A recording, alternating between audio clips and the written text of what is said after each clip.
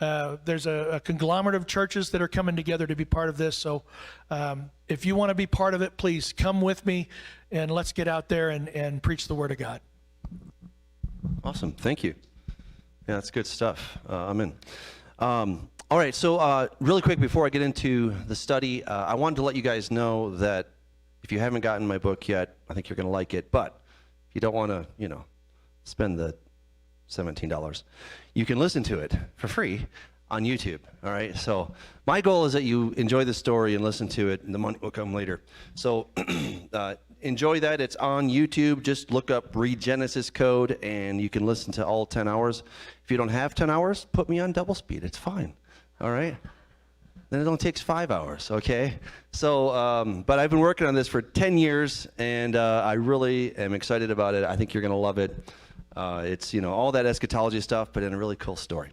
So, and pray that this becomes a movie. That is our big goal. All right, let's pray, and we'll get into today's study. Lord, thank you. You are good. We thank you for the book of John and for all of the insights that he has shared with us. Teach us and help us to apply these things to our lives. In Yeshua's name, amen. Now, if you've ever studied the Gospels, there are 3 Gospels called the Synoptic Gospels. Synoptic means with the eye. That's literally what it means. And so Matthew, Mark, and Luke are sort of in their own category. And then they're like, and then there's John, right? And a lot of times people have struggled with how do we reconcile the book of John with the other Gospels. For example, what we're going to see here today is that John places Jesus going into the temple with the whip at the beginning, and yet the other 3 Gospels really show that that is something that happens at the tail end of his ministry. So how do we resolve this? And the solution came to me after studying the book of Revelation for many years, and I'm like, wait a second, something just isn't working here. Because if you read Revelation, you see that you have the 7 seals, you've got the 7 trumpets, and then you have the 7 bowls. And the way I was raised, the way I was taught, is that those are all different, one after the other judgments that happens. But by the time you get to the 6th seal, the world's already pretty well trashed. Every island and mountain has moved out of its place. And for those of us who live in the Rocky Mountains, we're like, that's a big deal. Okay, so if the Rocky Mountains were to move an inch, I think we'd be kind of like freaked out. But this says that every island and every mountain is going to move out of its place. And so I was like, something is off with this. And then I got to the 6th bowl, and guess what? Every island and every mountain is also not found. I'm like, maybe those are the same thing. So, long story short, what I came to the conclusion was that John is writing in a thematic approach. John is grouping events in ways so that they make sense from a thematic standpoint. Let's imagine that you were writing your autobiography. You could say, well, I was born, and then day 2 and day 3, and you could go through every event. Or you might want to group some things in kind of clusters. I'm going to talk about my church life. I'm going to talk about my married life. I'm going to talk about kids, right? And then as you go back and forth in the chapters, you're like, oh yeah, the kid thing is happening, of course, while, the church thing is happening, but he's putting them into different chapters to make them easier to follow. And that is, I think, what John is doing here. John has grouped 2 rather, they seem like dissimilar events, but as I continued to study, I'm like, oh, that's clever. That's really clever, John. So I'm calling this Wine and a Whip, and how Messiah restores fellowship and joy. Now, last week, we ended with the son of Joseph. Remember that? That was a lot of fun. I had a lot of fun going through that study. And everything that has been laid down in John chapter 1 is stuff that you need to keep in the back of your mind as you're going through the book of John, because that he's setting up the character. Who is this character that we're talking about? Well, he's the Word. He's the one who was in the beginning with God. He was God, right? So That was the first thing that you need to remember. That was really, really important. And that all things that have been made were made through him. Oh, yeah. Okay, so who are we talking about again? We're talking about God in the flesh. And then we learned last week about Messiah ben Joseph, Messiah the son of Joseph. And it just so happens that Yeshua's adopted father's name was Joseph. That's interesting. We discovered a lot of interesting things, that there was an expectation that there would be, before the victorious king of David, the Messiah, son of David, who would come and set up his kingdom and all this different stuff, there would be a suffering Messiah. And the rabbis have long talked about him. He is the Messiah, son of Joseph. And sometimes they say, but maybe his name was Joshua, because Joshua was from the tribe of Ephraim, which is, of course, from Joseph. You're like, I know a guy by that description. I know a guy named Yeshua, right? I get that. So there's all these things that we looked at. So then, at the end of this, Jesus is saying, okay, you think that it's a pretty big deal that I could know that you were under the fig tree? Well, guess what? You're going to see a lot more. I say to you, hereafter you shall see heaven open and the angels of God ascending and descending upon the Son of Man. So this is, of course, from Jacob's ladder. Jacob was fleeing from his brother after he did that wonderful thing of stealing his birthright and the blessing. And so as Jacob is going, it says he has this dream, and a ladder was set up on the earth, and its top reached to heaven, and there the angels of God were ascending and descending upon it. So I mentioned this just briefly last week, but I wanted to give it a little bit more time, because in the ancient world, when you think about a ziggurat, they had names for these ziggurats. Temple of the wielder of the 7 decrees of heaven and earth, that was in Borsippa. Temple of the stairway to pure heaven, that was in the land of Sipar. Temple of the ziggurat, exalted dwelling place. Temple of the exalted mountain. Temple of the foundation of heaven and earth, Dilbat. And the temple which links heaven and earth. Now, we're actually looking at the actual site of the Tower of Babel. Now, there's always some debate about these things, but I'm well convinced, and I won't give you all my reasons now, that this is actually where the Tower of Babel actually stood. And the name of this ziggurat, right, so there's the ziggurat. That's the reconstruction of it. It's called the Temple of the Foundation of Heaven and Earth. It was the idea that this would link you with the gods.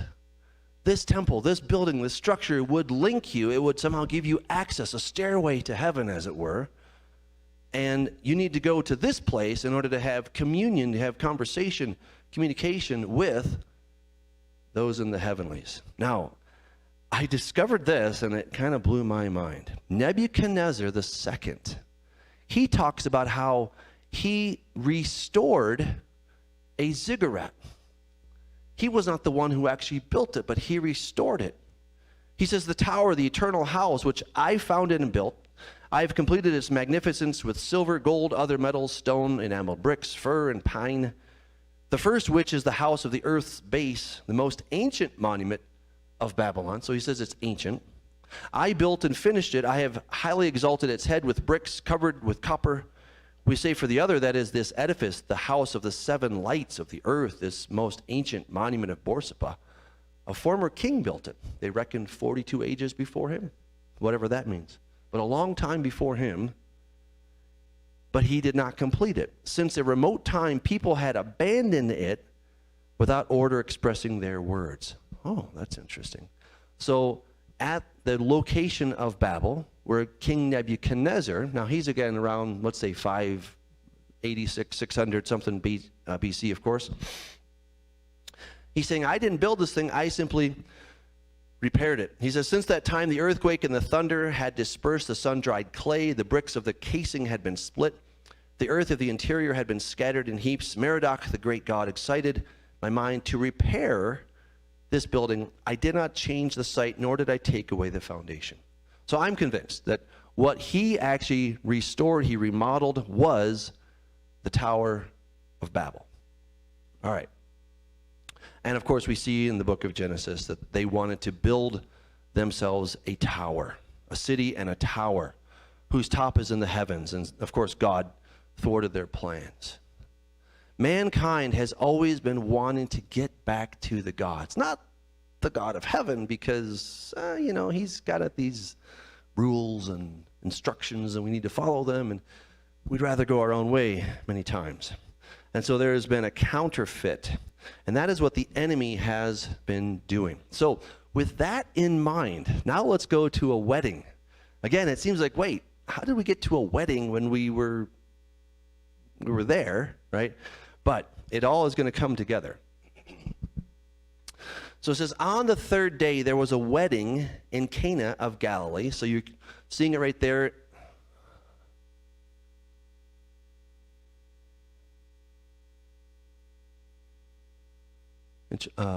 Interesting. There we go. Okay. Presto pufo. There it is. All right. So you're looking at Cana there in the picture. You can see it there on the dot. It's to the east of the Sea of Galilee. And so Jesus went there on the third day. This is your days in Hebrew: Yom Rishon, first day; Yom Sheni, second day; Yom Shlishi, third day. That's Tuesday. All right, so that's how it is. This is a Tuesday. Why would they have a wedding on a Tuesday? Well, it's on the third day when it actually says, and God saw it was good. So there's thought to be that there was some kind of a extra blessing, maybe on a Tuesday. So that's a good day to get married. And of course, you should not get married on a Sabbath because that might require work. You shouldn't get married the day after the Sabbath, the first day, because you might be preparing on the Sabbath. And so it was very customary for a lot of people to have a wedding on a Tuesday. So on the third day, there was a wedding in Cana of Galilee, and the mother of Jesus was there. Now, both Jesus and his disciples were invited to the wedding. Sometimes people ask me, Doug, so-and-so is having a wedding. Should I go to it? Yeah, why not? And even if this person isn't a complete Christian or whatever, it's okay. We are in the world. We're just not to be of the world, right? Be light. You need to be a light. And guess what? Where does a light function the best? Where it's dark, right? So if you're just going to hang out in the church all the time and we can't go hang out with other people, you're missing the point. The point is that we are supposed to be in the world. We're supposed to be a light to the world. And we're supposed to be salt. Now, of course, be careful that you don't start doing all the things that the world does, but be in the world. And so Jesus and his disciples go to this wedding. It's the first thing that they appear to do in this ministry here. Now, Mary may have been one of the wedding planners. We're not entirely sure. It's thought maybe the person who was getting married, maybe they were related. Or whoever this person was related to Mary. That's one thought. But Mary seems to have some kind of active role, because when the wine runs out, she seems to take it somewhat personally. And understand that when wine would run out in a wedding that might go on for a few days, this was a great embarrassment to the host. You're supposed to have enough so that you could definitely keep things going. And when they ran out of wine, the mother of Jesus said to him, "They have no wine." Jesus said to her, "Woman, what does your concern have to do with me? My hour has not yet come." This sounds a little bit harsh in English. But Jesus was not rebuking his mother. He was simply asking the question, okay, I'm not the one in charge of this wedding. Why are you coming to me? But it tells you something about Mary. What did she know? She, again, might have helped, but she knew that Yeshua was different. She knew that he had powers. Apparently, he had not yet started using those. But remember, she has a very different kind of conception and labor. There are angels at the birth of Jesus. There are wise men who show up sometime later, of course. But it says that Mary kept all these things in her heart. She knew this was a special child. She knew. She didn't quite know all there was to know, of course, about Yeshua. That would become clear as time went on. But she knew that he was incredibly special, no regular kid. And then she says, his mother said to the servants, whatever he says to you, do it. Whatever he says to you, do it. She has faith in her son. Now again, does she know that he is all that we've discovered? Maybe, maybe not. She knew he was special. But it's going to become clear. But she defers to his will. Now, it sounds easy. Of course I want to defer to God's will. But here's the rub, is that God is always going to require us to do something, and it's going to take work. It's going to take effort. And I wish it weren't that way. I wish God would just do everything for me. Have it done. Lord, just go ahead and handle that. Thank you.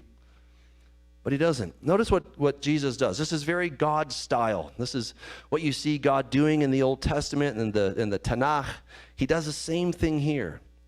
Now there were set there 6 water pots of stone, according to the manner of purification of the Jews, containing 20 to 30 gallons apiece. So a stone water jug was very special because stone does not absorb the impurities of that other materials do. So if you have something that's made of earthenware, if you have something that's unclean in it, the earthenware will often absorb that, unless of course it's fired properly. But stone will not do that. Stone will not take in, it will not allow anything to leach into it. And so these would be used for purification. Jesus said to them, fill the water pots with water. And they filled them up to the brim. Now again, if God can just do a miracle, why can't he just go snap his fingers and boom, you've got wine in these pots? But no, he has the servants participate. And God is always going to require you to participate. And I think some of us give up. We say, well, God's not doing anything. But have you done the part that you're supposed to do? There's always our participation. I'm trying to get a movie made. How am I going to do it? I have no idea. I don't know the first thing about making movies. But God does. And so I'm just going to keep knocking on doors and writing books, and it'll happen eventually. And so you have to do something. And so we see a number of examples of this. When the kings of Israel and Judah, they found themselves in a war against Edom and Moab, and they needed water. There was no water. They're out in the desert. And what does God say to do? Dig ditches, and in the morning, the water's going to come. What does that do? It requires you to go out with your shovel in the heat of the day and to do what? To work, to dig. There's no water in sight. What are we doing digging here? How are we going to get the water? Digging a bunch of ditches in the wilderness. That doesn't make any sense. Why would you do something so silly? And yet, Mary said, whatever he says, do it. And a lot of times, I'll confess, God's ways seem a little bit cuckoo. And I'm like, can't you just do it easier? Just snap the fingers and boom, I've got wine in the jars. But no, we've got to go out and take 20 to 30 gallons for each one. That's a lot of water. And they didn't just turn on the tap and suddenly water came out. They had to go out, go to the well, get the water, bring it back, fill it up, do it again, and that's a lot of effort. But the reward is amazing. When the children of Israel were crossing into Jordan, the river Jordan was at its highest. It was just really rushing. And God said, as soon as the soles of the feet of the priests who bear the ark of the Lord of all the earth, shall rest in the waters of the Jordan, that the waters of the Jordan shall be cut off. You can stand at that Jordan bank and you can say, okay, Lord, just part the waters, and I'm going to walk right through. And God will say back to you, just put your foot in, and I'll part the waters. And then you'll say, okay, Lord, let's try again. Ready? part the waters, and I'm going to walk right through. And he says, okay, let's try again. You put your foot in, and I'll part the waters. And you can go back and forth, and you know God's going to win because he's got more time than you. He will win. The paralytics, they had a friend who could not walk, and they knew that Jesus could do it. And so they put in their all, and it says that they brought to him a paralytic lying on a bed. Now you guys know the story. They went up on the roof because they could not get in, so they went up on the roof. They took off some tiles, enough, and they were able to lower their friend to get him in front of Jesus. They're like, you know what? We believe that Jesus can do it. We're going to do whatever it takes to get our friend in front of Yeshua. And on and on and on the stories go. And so he says, fill the water pots with water. And they filled them up to the brim. And he said to them, draw some out now and take it to the master of the feast. And they took it. Now this is where I'd get a little bit squirmish. Wait, you want me to take water to the master of the ceremony and say, here, check this out. Here's some water. That takes courage. Faith always takes courage. It always takes courage to be obedient to God. And unfortunately, that is where a lot of us fail. Because like, well, it just doesn't make sense. Why would God ask me to do that? And so we falter at that point. But he's always wanting to increase our faith. And the nice thing is you don't have to graduate to these things right away. You can start with those baby steps, right? Just how a baby slowly learns to walk, and then they fall, and they walk, and then they get better at it, a little bit better at it. So maybe you're a baby in the faith. That's okay. That's all right. And you say, but I keep tripping and falling. Yeah, but that's how you learn to walk. That's how you learn to walk. And it's really weird because this whole faith walk thing is not something that God can just zap into you. That is completely contrary to the idea. You have to go and do it in order for it to start to stick and for you to learn it. You have to learn these things. He can't just download it into your brain. Man, I wish he could, though. And so when the master of the feast had tasted the water that was made into wine and did not know where it came from, but the servants who had drawn the water knew, the master of the feast called the bridegroom, and he said to them, every man at the beginning sets out the good wine. And when the guests have become well drunk or snookered, then the inferior. You've kept the good wine until now. So let's make this clear. I used to be part of Calvary Chapel, and I listened to the Calvary Chapel radio network, and there was a pastor, I won't say who it was, but I heard him teach frequently that, no, God did not make water into wine. It was just really good grape juice.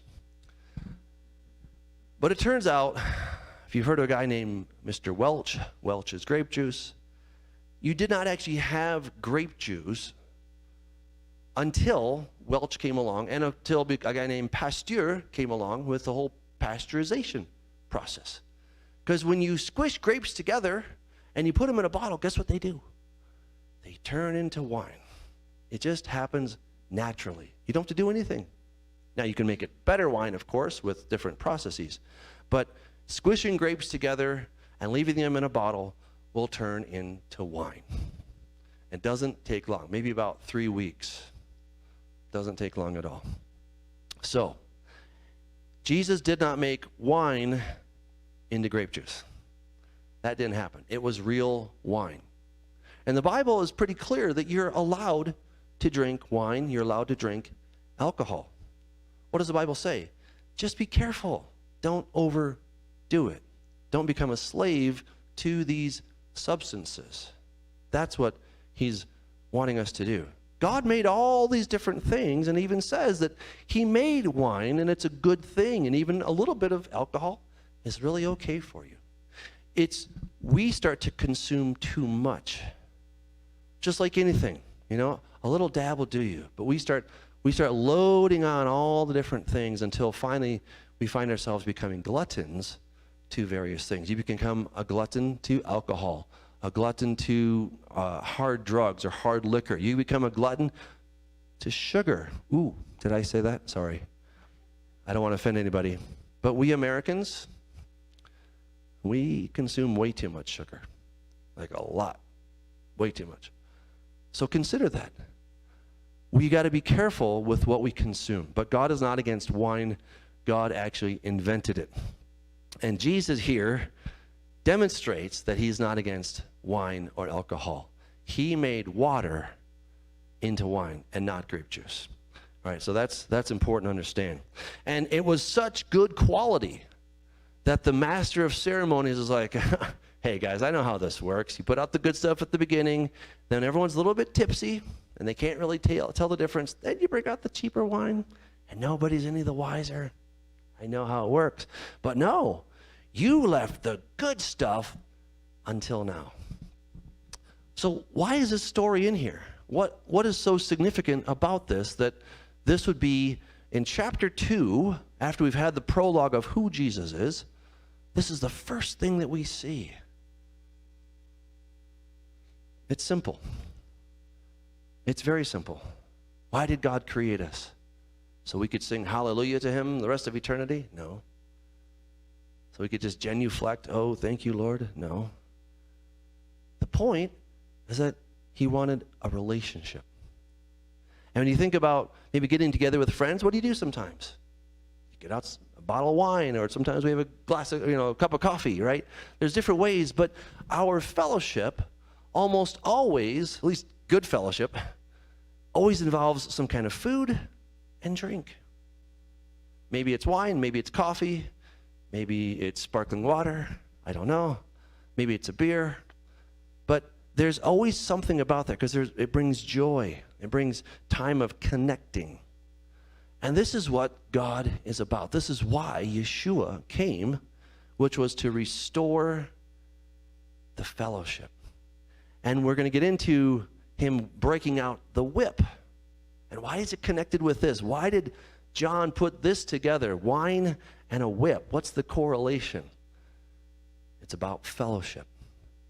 It's about fellowship, which takes us back to what we saw at the beginning here, which was the ladder between heaven and earth and the angels of God ascending and descending on the Son of Man.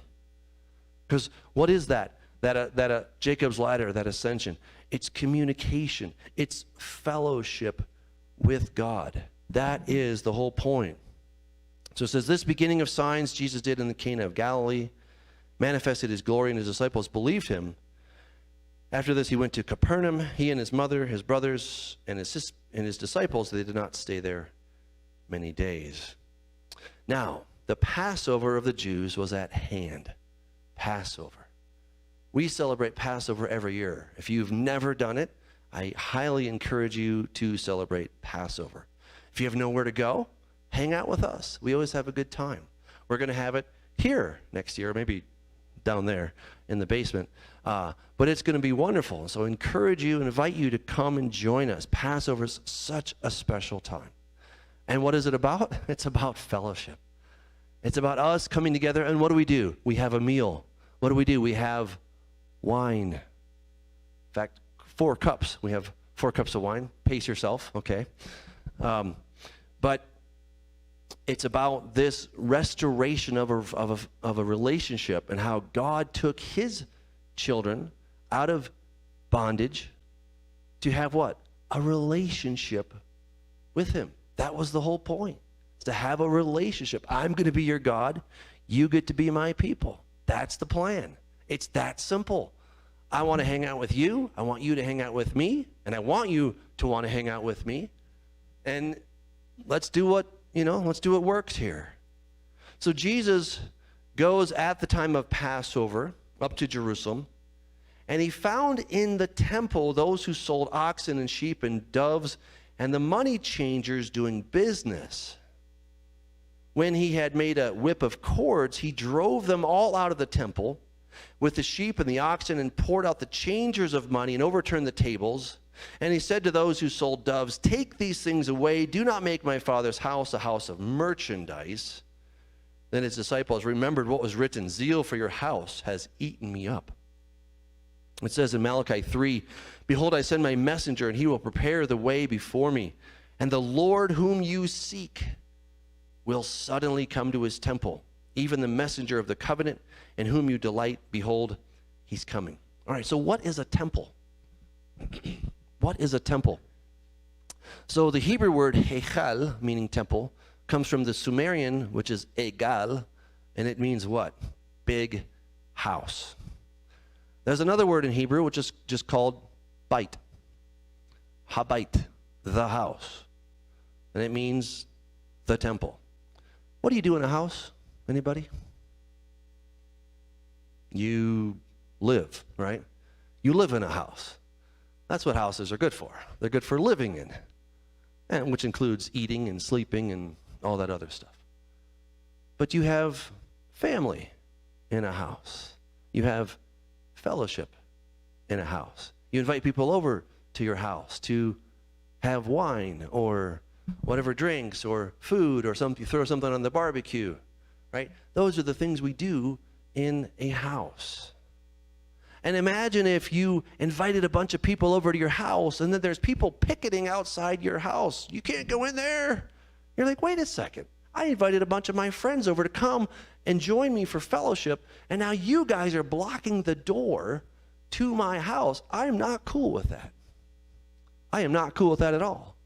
Now, you might go out there and shove them aside, or you might call the police or whatever, but you're going to do something to unobstruct the doorway to your house because you've got friends coming over and you want to have some time of intimate fellowship with your friends. And this is the anger that Yeshua is sensing here. I want people to come in to my house, and you guys are blocking the door. You're like, you can't go in there until you have the right stuff. Now, yeah, they did need to have oxen and sheep and doves, but the plan was that people were supposed to bring their own oxen or sheep or doves, depending on their financial status. And it wasn't supposed to be an obstruction, but it was supposed to be something that would allow them to come in and have fellowship with God. Now, why do we need sacrifices in the first place? What's the big deal with that? Did God put up a barrier? You can't come talk to me until you bring something to sacrifice. If you don't do that, I'm not listening to you. I'm not going to talk to you. That's not how it is. God wants to have fellowship with us in the same way that the parents of David, the boy in the bubble, remember him back in the 70s, I think? This boy who was born with some kind of a autoimmune disease. It wasn't AIDS, but it was something. And he had to live in a bubble. And I can just feel the heartache of his parents. So what do you want to do with your kids? Parents, what do you want to do with them? You just want to take them and squeeze them and hold them and kiss them and like, oh my goodness, things are so cute. And to think that you could not actually hold your own child, but he had to live in a plastic bubble because your germs would kill him. This is the same angst that God has had. When Adam took of that fruit, death, decay, degeneration entered into our bodies. It entered into the very planet, the dirt. And so now God's holiness and his glory, this fiery presence and electricity, when it comes in contact with us, guess what? Us and fire, we don't mix very well. And God's like, man, I want to give you a big hug because I love you, but if I do, I'll kill you.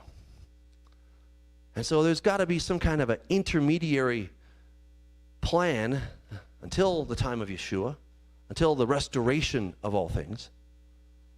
There's got to be some plans, some intermediary thing. And that intermediary was the blood of a sacrifice. The blood of a sacrifice. In Hebrew, the word sacrifice is the word korban. And korban, it comes from the word karov, which means close. To be close. Lahit karev is to come near to someone. To bring a korban was an instrument, an object by which you, the worshiper, could come near to God. And when you shed its blood, what did it give you? It gave you this thing called atonement, which is kind of a weird word. It doesn't mean at one, by the way. Atonement in Hebrew is the word kafar, like the word Yom Kippur. The word kafar means to cover. It's a covering. So the blood from that thing that allowed you to come near would then cover the worshiper. Why would they need a covering? So that they could come near to God. Isn't that cool? It's like a force field in Star Trek or Star Wars. Shields are up. As long as the shields are up, you're okay. You can fly close to the sun, but if the shields go down, oh no, it's too much energy. We've got to get those shields back up, or we're all going to melt. And that's essentially what a sacrifice did. So God wanted people to come into his house, into his temple, so that he could have fellowship with them and they with him. They needed something. They needed a sacrifice to cover them so they didn't melt when they came into God's presence, and so that there could be this sweet fellowship. And what the money changers were doing is they were charging exorbitant prices. People would bring their own lamb and they'd say, oh, that one's not good enough. It's not kosher for some reason. And they would make up excuses. They weren't just giving a valid, legitimate service, but they were saying, no, you can't bring your own stuff. You've got to use our stuff. And guess what? Our prices are through the roof. And so they were keeping people from coming to God, from having fellowship with God. And you can see why Yeshua got a little bit ticked off because of this. Because the whole point is fellowship. That's why wine and a whip. Because God wants to have fellowship with us. He wants to have fellowship with you. That's what God is all about. He's not just that, all right, you got to do my rules, you got to do this stuff, and then maybe I'll talk to you. God loves you. He cares about you. He wants you to be in his presence. And so it was Yeshua who came to restore that fellowship. So the Jews answered and said to him, what sign do you show us since you do these things?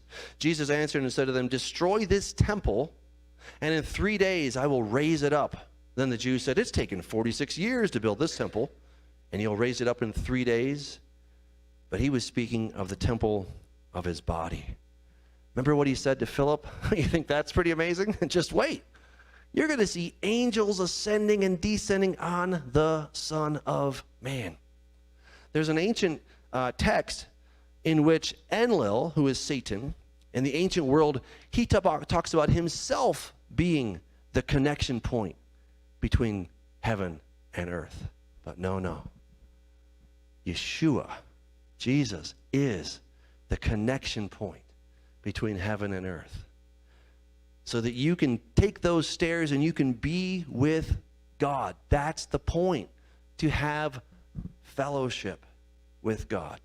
To enjoy his love. And for you to love him. God wants your love in return. He cannot force it out of you. He cannot demand it from you. He can't make you love him. That's ridiculous. It's you can take a horse to water, but you can't make him drink syndrome. Until the horse wants to drink, it's not going to drink. And until you want to love God, he can't make you. He's all powerful, yes, but he can't do that. He cannot make you love him. Love, by its very essence, its definition, is something that you have to choose to do. It's something that only you, and only you, can choose to give back to God. But Yeshua made it possible. Now again, thinking about Yeshua, the son of Joseph, Rashi, in his commentary explains that Messiah ben Joseph is called a craftsman because he will help to rebuild the temple. Remember we talked about the Messiah, son of Joseph, last week? There's all these incredible things. But he's going to help because he'll help to rebuild the temple. Around 200 BC, found in the area of Qumran, there was talking about a suffering Joseph king figure who, having sinned in setting up a competing temple to that in Jerusalem. Now, I don't think Jesus sinned, of course, but this is what the text is saying. that he made a competing temple to that one in Jerusalem. He cries out to God in his death throes as, my Father, citing the suffering Messiah, Psalms 89 and 22, and predicts that he will rise again to do justice and righteousness. Isn't that amazing? When you start putting all the pieces together, and I'm so glad we have the internet because we can much easier put the pieces together nowadays. But we put these pieces together like, oh my goodness, there was an expectation of someone, the Messiah, son of Joseph, who would come, he would suffer, he would make a competing temple. Now remember this little fun fact, in 70 AD, something kind of big happened to that temple. What happened to it? It was destroyed. And you can go over to Israel today. In fact, you should go with us next year. And we'll go up to the Temple Mount, and guess what we're not going to find? A temple. Oh, what happened? It was destroyed. And for 2,000 years, we've not had a temple. Now, there are many God-fearing Jews, not Jesus followers, but they are God-fearing. And they believe that a temple is going to be rebuilt. And many of them have already taken steps to rebuild the temple. There's the Temple Institute. In fact, when we go there next year, we're going to go there. We're going to see all the things that they've done, and they've done some incredible research. They've already started building things. They have a menorah. They have all the priestly garments. Every year, I get people saying, Doug, have you heard about the red heifer? Like, yes, I heard about it. But understand that the red heifer, which is a red cow, is needed to rededicate a temple. To dedicate a new temple, you need this particular sacrifice. So that's the red heifer sacrifice. And I do believe that a temple will be rebuilt before the coming of Messiah. I think that temple will be stolen, commandeered by the Antichrist, by the anti-Messiah, and then he will desecrate it, he will defile it, in what is commonly known as the abomination of desolation. All right, and that's another story. Get the book, you can check it out. But Jesus set up a new temple. He says, the disciples later, they're like, oh yeah, I get it. He was speaking of the temple of his body. What do you do in a temple?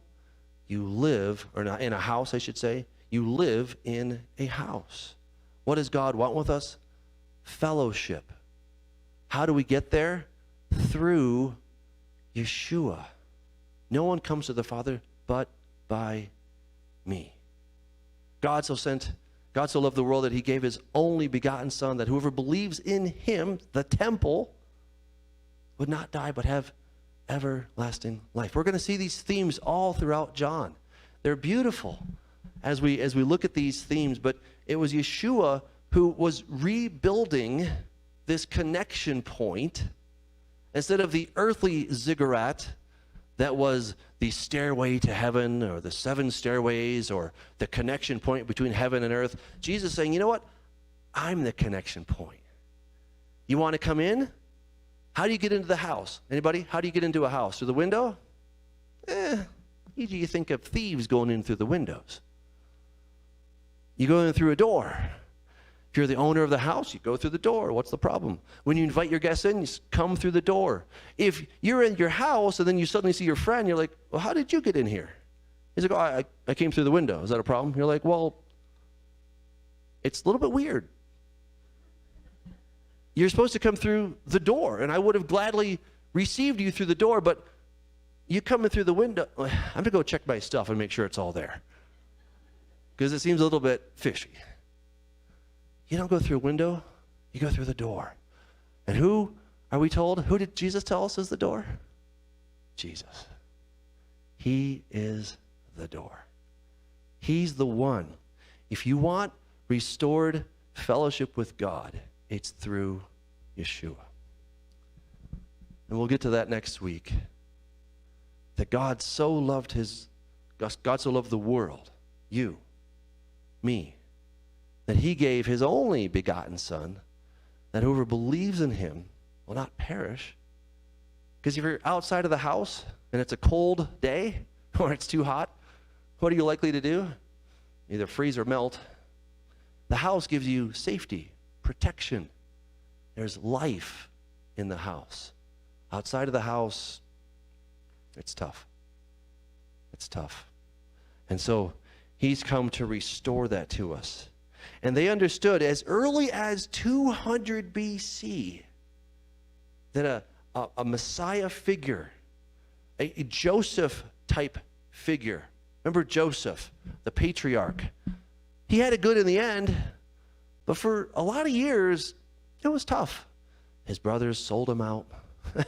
They're like, oh, we're going to kill you. You know what? We're going to profit from you. We're going to sell you down the river. And so they did. They got their money, their 20 shekels, and Joseph became a slave. Then he became a prisoner, and for 13 long years, he was not a free man. And then suddenly, God raised him up in Pharaoh's house, and he became essentially Pharaoh. Pharaoh's like, only my throne is higher than me, but otherwise, the country's yours. Go run it. And so he did. And then one day, his brothers came to him. They're looking right at him. And they're bowing down. Oh, master, be nice to us. And they cannot recognize him. They don't recognize their own brother. He's right there.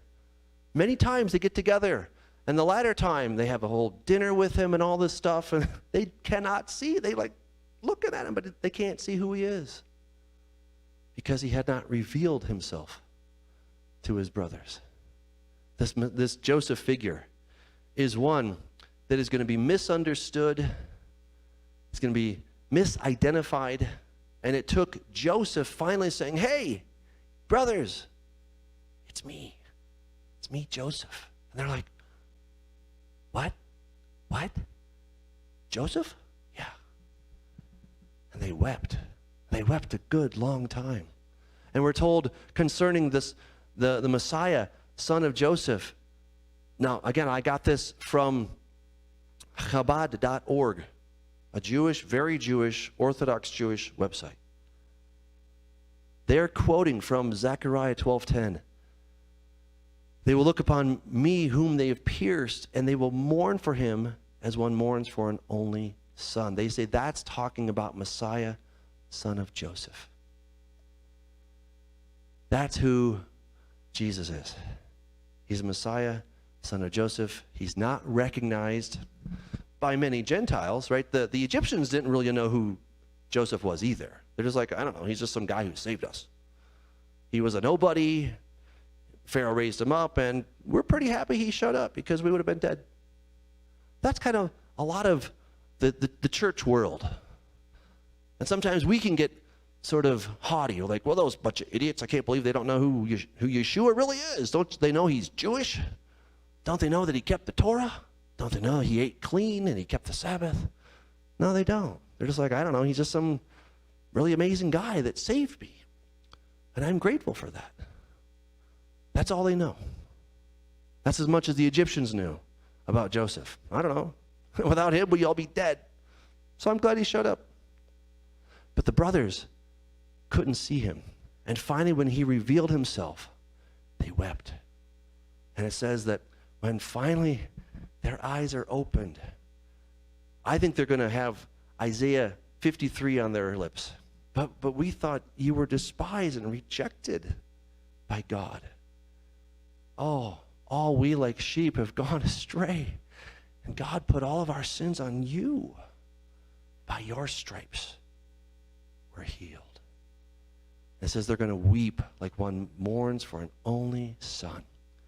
Because all the last 2,000 years, they're going to be like, oh, for 2,000 years, we thought Yeshua was just a pagan. We thought he was nothing. We rejected him, despised him, and now we understand who he is. He was so misunderstood. And I tell you, there's times when I'm just contemplating who Yeshua is, and I'm like, wow, You could have come with guns blazing. You could have come with your big halo and shown everybody, here I am. But no, you came on a secret mission to do battle with the king of darkness. And that battle required stealth.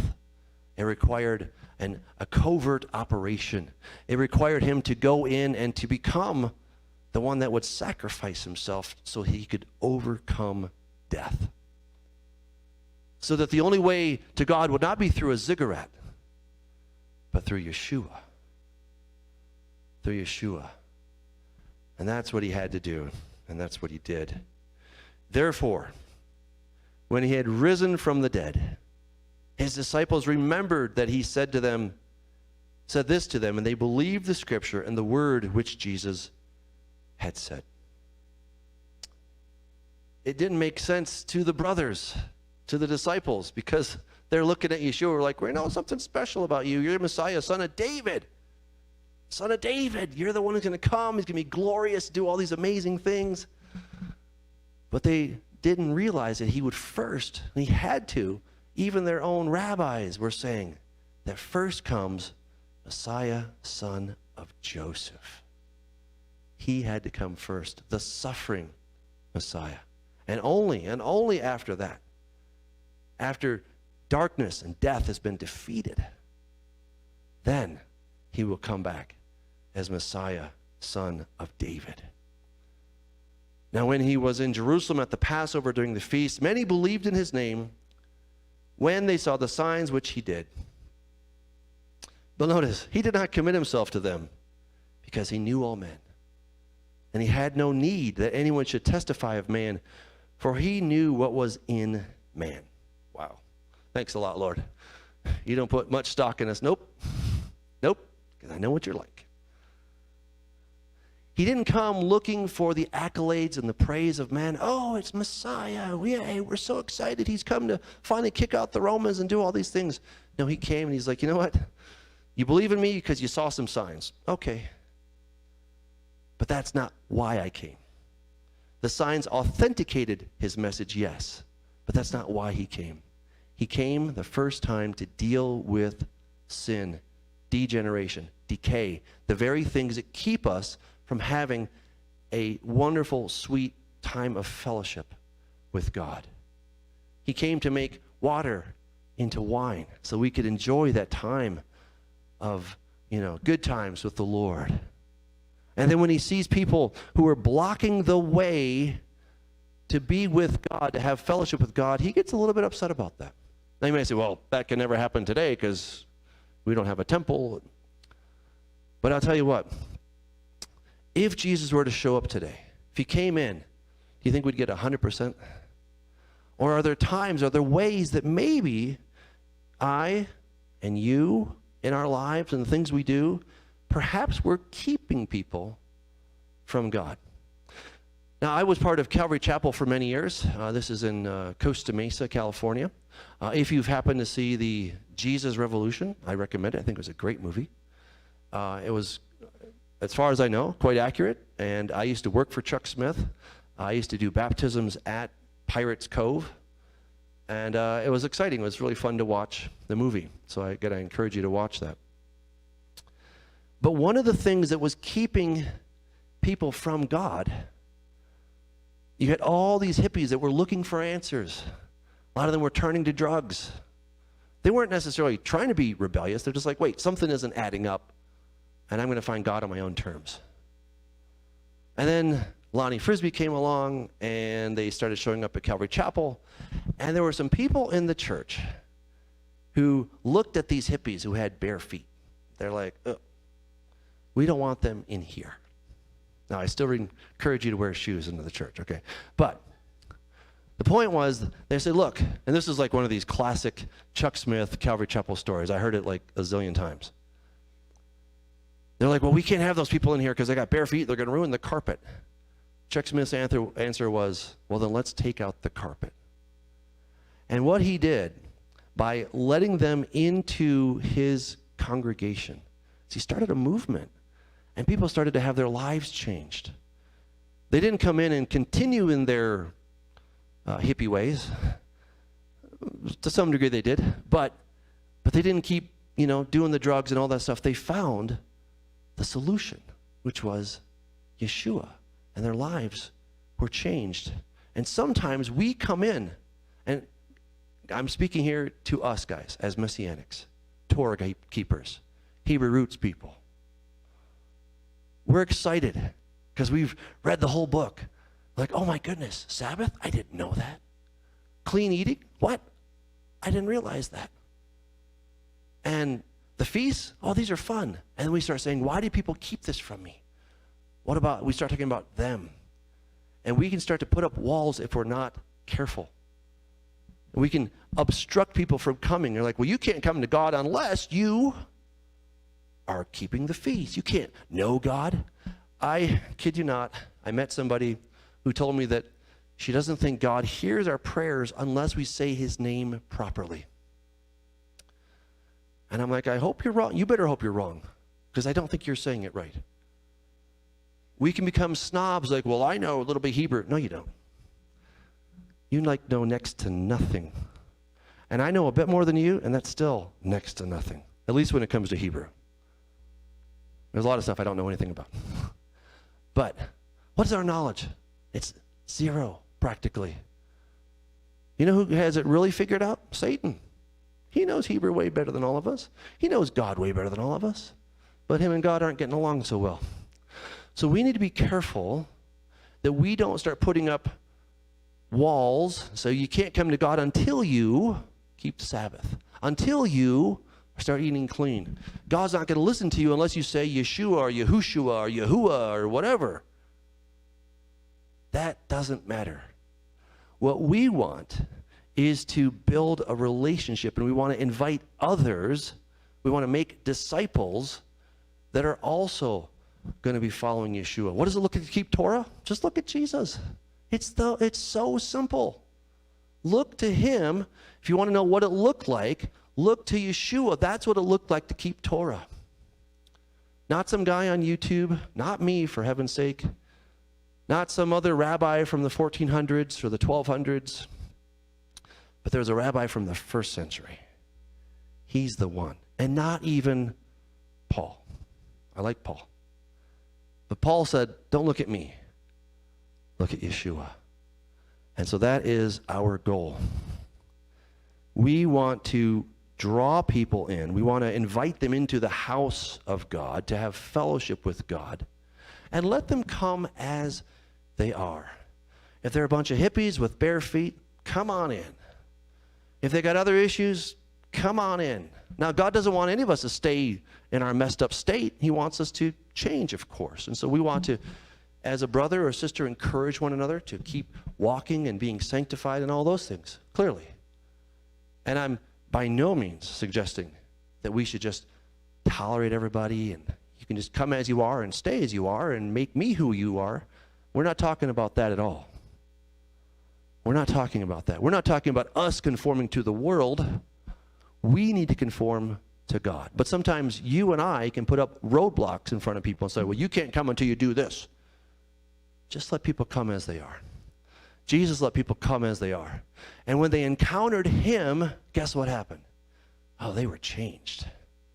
They were radically changed. They're like, whoa, I just had an encounter with God. So we're not trying to convert people to Torah or to the way congregation. We're not trying to convert people to keeping Sabbath or any of that stuff. We want to simply lead them, bring them to the Messiah.